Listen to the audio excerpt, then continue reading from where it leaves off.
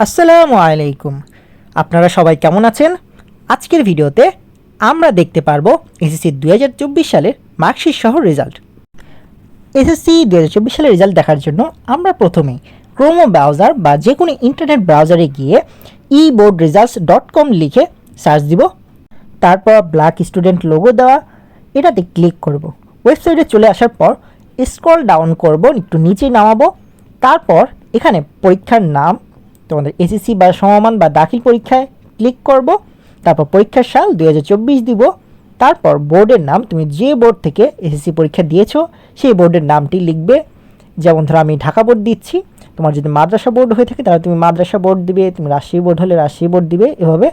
তারপর ফলাফলের ধরন বা ইন্ডিভিজুয়াল রেজাল্ট এটাতে ক্লিক করবে, একক বা বিস্তারিত ফলাফল সিলেক্ট করবে।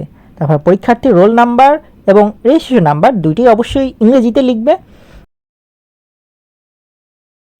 তারপর নিরাপত্তা চাবি বা সিকিউরিটি কিটা লিখে ফেলবো। তারপর ফলাফল দেখুনে প্রেস করব বা ক্লিক করব। এটা ক্লিক করলে আমাদের কাঙ্ক্ষিত রেজাল্ট চলে আসবে। কোন বিষয়ে কত নম্বর পেয়েছি এটাও অনেক সুন্দরভাবে দেখতে পারবো। তারপরে যদি আমরা প্রিন্ট করতে চাই তাহলে প্রিন্টে প্রেস করব, আর যদি পিডিএফ করতে চাই তাহলে প্রিন্টে প্রেস করার পর তারপরে দেখব ওখানে সেভ অ্যাজ পিডিএফ অপশন আছে, পিডিএফ অপশনে ক্লিক করে নিজের নামে সেভ করে ফেলবো। এভাবে অনেক সহজেই তুমি তোমার এসএসসি রেজাল্ট দেখতে পারবে।